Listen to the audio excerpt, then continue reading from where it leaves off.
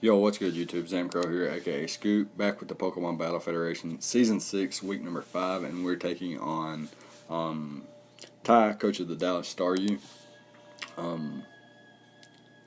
So yeah, we played Andy last week, playing Ty this week. You know, got those cousins back to back. Not gonna be fun. Those Eastern boys. Just kidding. So Ty, coach of the Dallas Staryus, has a very interesting squad, very powerful. All drafts are pretty powerful, but this one stands out to me because it's got some mons that I've had bad experiences with, such as Milotic, Conkeldurr, Weavile, and Scizor. I've seen the bad sides of all these mons. These mons put in work. Let's just say that. So my opponent has Z, Tapu Bulu, Infernape, Latias, Milotic, Scizor, Weavile, Rotom Wash, Landorus, Incarnate, Sandforce only, Conkeldurr, Dragalge, and Mega Diancie. And as always, we have Z Celesteela, Mega Charizard X, Clefable, Crocodile, Suicune, Delmise, Jolteon, Hitmonlee, Mesprit, Swellow, and our team captain, Greninja. Protean Greninja at that. So, pretty hyped there. So our team this week, we have built a pretty fun squad this week as well. I'm going to try to keep it fun and not be like too standard anymore. Like most of our weeks have been pretty standard this week. I did want to bring one set this week that was actually pretty innovative, but I actually changed my mind before the battle, and it actually works out for me, and we'll talk about that in a minute. So first up, we got the Protean Greninja with the Expert Belt. Kind of the same set as last week, just different moveset. Spikes, Surf, Ice Beam, Extra Sensory. I only needed 3 attacks this week, and Spikes were actually going to be pretty cool to chip at things. Do have the ability to run Timid Nature again this week. Can't run Modest yet, or Adamant. Haven't even got to run a physical Greninja yet. However, we are outpacing the Mega Diancie, max special attack, and 96 EVs in HP. So quite a bit of HP investment this week. Surf hits, everything. It hits the Mega Diancie. It hits the Conkeldurr, the Landorus Incarnate, the Weavile, the Scizor. Hits the Infernape. Ice Beam hits the Bulu, the Lottie. It also hits the Dragalge and the Landorus as well. Extra Sensory hits Conkeldurr, hits Dragalge. It even hits Infernape as well.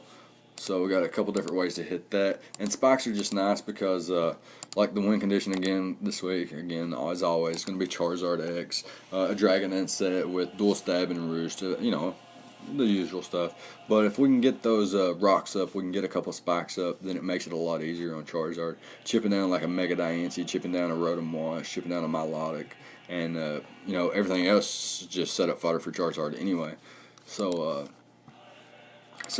next up we have a mixed defensive Celesteela, mostly specially defensive to take on the Mega Diancie pretty well. Protect, Leech Seed, Air Slash, and Flash Cannon. Needed that Flash Cannon to hit Mega Diancie. It wanted it to be something different, perhaps Flamethrower for the Scizor, but I figured Leech Seed plus Air Slash was enough for that, and the fact that I have Mega Charizard X. So Scizor shouldn't be that big of a problem. And as you can see on screen, he chose not to bring it anyway. So leftovers, Beast Boost, pretty standard Celesteela set there, the annoying Leech Seed Protect set. So next up we got the Mega Charizard X. Like I said, Dragonite, Roost, and Dual Stab, Dragon Claw, and Flare Blitz. I thought about running Earthquake, thought about running Iron Tail again, but that didn't work out last season, so I'm not expecting it to this season. We can afford to run an Adamant Nature this week, meaning we don't have to put that much attack investment. Basically, my thought process, unless I need a nuke of a Charizard immediately, then when I run an Adamant Nature Charizard, I'm most likely going to run only 124 attack EVs, so that I'm the equivalent to a standard Charizard if it was Jolly max attack. Which also allows me to put a lot of EVs elsewhere. For example, I'm able to outpace the Bulu this week, which is the only thing I can outpace besides Rotom Wash, which is not really a threat to me anyway because I have ways around that. I set it 274 speed, which is 152 speed EVs, 124 attack EVs, and it leaves me with 232 EVs. So I'll put 200 in HP, 32 in special defense, and now, I'm this bulky Charizard that's going to wreck shit up. Excuse me there, I should get a little carried away sometimes. Can take hits from Rotom, can take hits from Bulu pretty well, can take hits from Weavile with 200 HP investment. It's pretty nice. Speaking of Weavile, it's actually a huge fucking threat if it sets up a Sword Stance. So I brought up the Leftovers Unaware set of Clefable here. Wish, Protect, Moonblast, Stealth Rock. Same set as last week, except this week I am maxed defense. I think I was actually maxed defense last week as well. Wish, Protect, Moonblast, Stealth Rock. Pretty standard set. I think this Fairy Dragon Steel Core is pretty standard for my Steel type and my Fairy type to be really good synergy walls. Or synergized walls with my dragon just coming in and fucking shit up. So, like I said, we got the Clefable here. Can take hits from things like the Lottie, the Infernape, Milotic, Weavile, Rotom, Conkeldurr even. Mega Diancie to an extent. And yeah, it just puts in the work back as well. So, moving on to our next one, it is Cushy, the Grass Type Delmice. Got another powerful Delmice set this week. Except this week, instead of running a Choice Band set, we're running a Leftovers Bulky set. Can take hits from Rotom Wash, can take hits from Bulu, and things like that. Let's see if there's anything else. Rotom Wash, Milotic, a non-knockoff Conkeldurr. So we got the Shadow Claw and the Power Whip, basically the only coverage we needed, with the ability to run Rapid Spin and Sword Stance was pretty nice. I wanted to run Protect, but didn't really need it, so I bypassed it and just decided this set would work pretty fine. My special defense investment allows me to take hits from Rotom Wash all day. My defensive investment allows me to take hits from a non-boosted Bulu all day.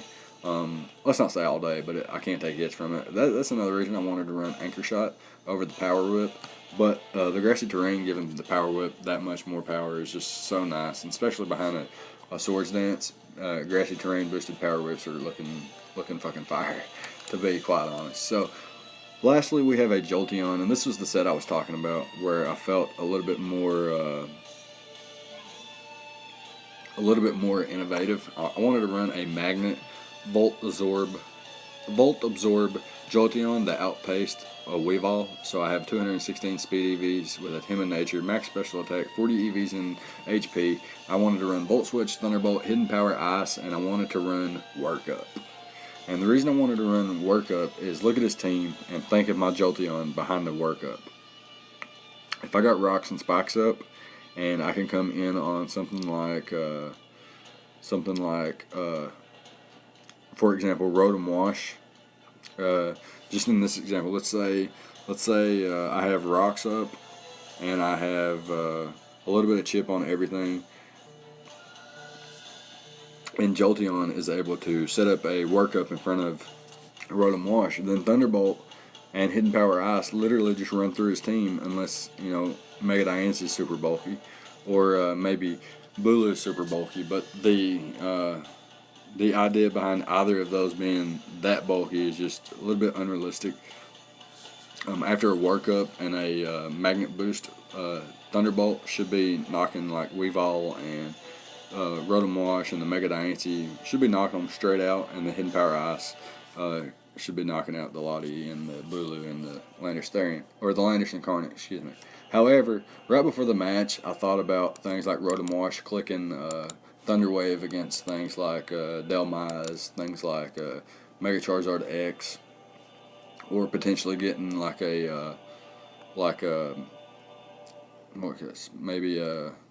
an Ice Beam Freeze from the Lottie or something. Just any kind of maybe he runs Toxic Spike Strigougi or something like that. I just wanted to be able to Heal Bell that away, and like Rapid Spin with Delmize and then Heal Bell the poison away later. So instead of bringing a Cleric or the Heal Bell or Aromatherapy on Clefable, I decided to bring it on the the Jolteon. So that's going to be the team, and we can hop into the battle here. And I'm going to lead with my Jolteon, actually. I felt it led off well against everything, and potentially knocks out things like Landorus Incarnate immediately, unless it's like Yachi Berry or something. So he leads the Weavile here, and it can't be faster than me, and if it's Scarf, it doesn't knock me out anyway.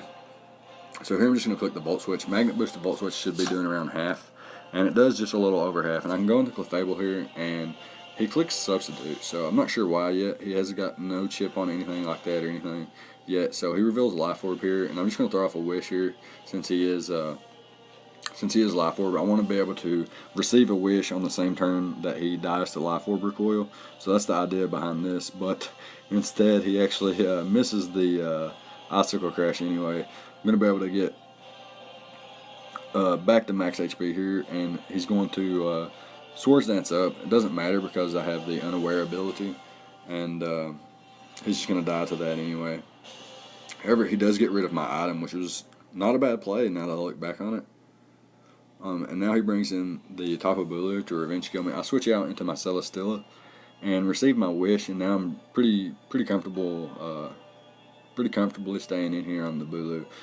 Throw off the Leech Seed, predicting him to switch, but he actually puts up a Safeguard, which was kind of strange, but it works out. Maybe he predicted me to have Toxic and catch his Rotom on the switch in. So here he brings in his Rotom. He's behind the Safeguard, got the Grassy Terrain up, and collects Substitute. I bring in my Dolomize, and it seems he only can hit me with Hydro Pump. So I click Swords Dance, and now I'm going to be able to break his sub, and he actually goes for the Thunder Wave.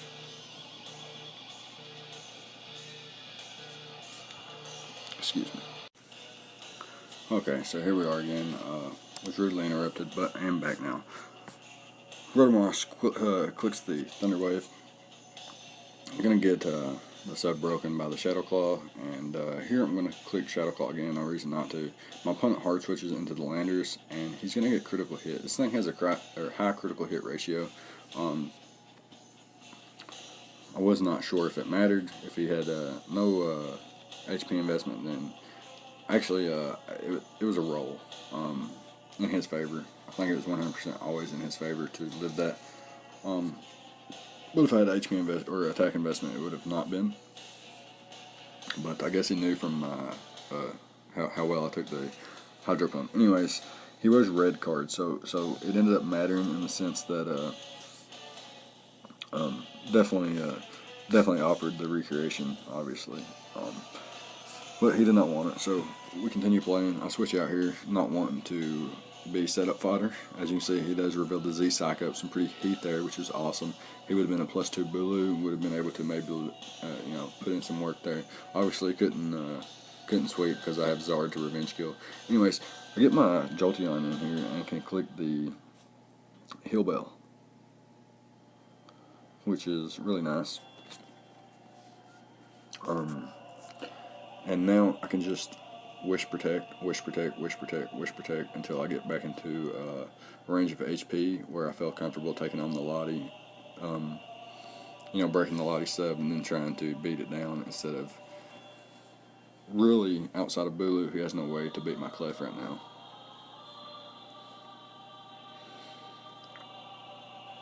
Clefable, what a monster.